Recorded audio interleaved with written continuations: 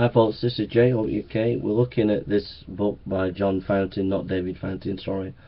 John Fountain is a Muslim writer, and he talks about the Injeel, Jesus and the Injeel and stuff, and talks about this word Evangelion. Forgive me if I can't pronounce it sometimes. And we're looking at what it actually means, and we're looking at the source that he quotes, but he doesn't give us the page number, so we're using the page number. It's page 270 in Frederick Kittle.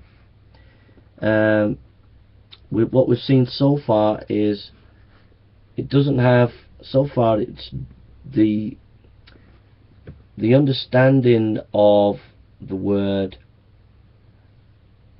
is not the same as the Quran in the secular culture of the ancient world and the religious culture of the ancient world. It doesn't match the Quranic understanding of the word. Okay, but now let's go to the New Testament. Evangelion in the New Testament, Mark has the noun 8 times, Matthew 4, and Luke preferring the verb none at all. There are 2 instances in Acts 16 Pauline works and 1 in 1 Peter and Revelation. The synoptics.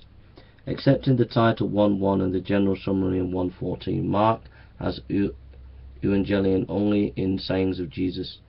Doubts have been expressed as to the actual use of the word by Jesus himself, except perhaps in Mark 4:19. The real question, however, is whether it is true to the matter itself. The proclamation of Jesus is undoubtedly good news, and he himself is its proclaimer, so that we have no obvious transition from the verb to the noun. Furthermore, with his messianic consciousness, Jesus realizes that he is not just bringing a new teaching, but bringing himself as the content of his message. So for the disciples, Evangelion implies a disclosure of the messianic secret. Thus, while the verb might be the better term for Jesus himself, the noun is apt for the direct continuation of his proclamation by the community. The question whether the word is original in Jesus' own teaching is consequently of secondary importance, as is also the question whether the gospel of the kingdom or gospel of Jesus is more authentic, or whether the genitive 1:1 is objective or subjective. Jesus both proclaims the gospel and actualizes it. This is revolutionary, folks. This is completely different from what the Muslim scholars told you. He's saying that it's a revelation, the word gospel. What Kittle is saying is more than a revelation, it's a disclosure of Jesus. Jesus, who Jesus is the gospel. Its content is the fulfillment of the time and the nearness of the kingdom. Being contrary to appearances, it demands repentance and faith. During his lifetime, Jesus restricts it to Israel, but all nations are to come in the messianic age, Matthew 8:11, so that when Jesus exalted as Lord in the resurrection, proclamation extends to the Gentiles as itself an eschatological event, Mark 13:10.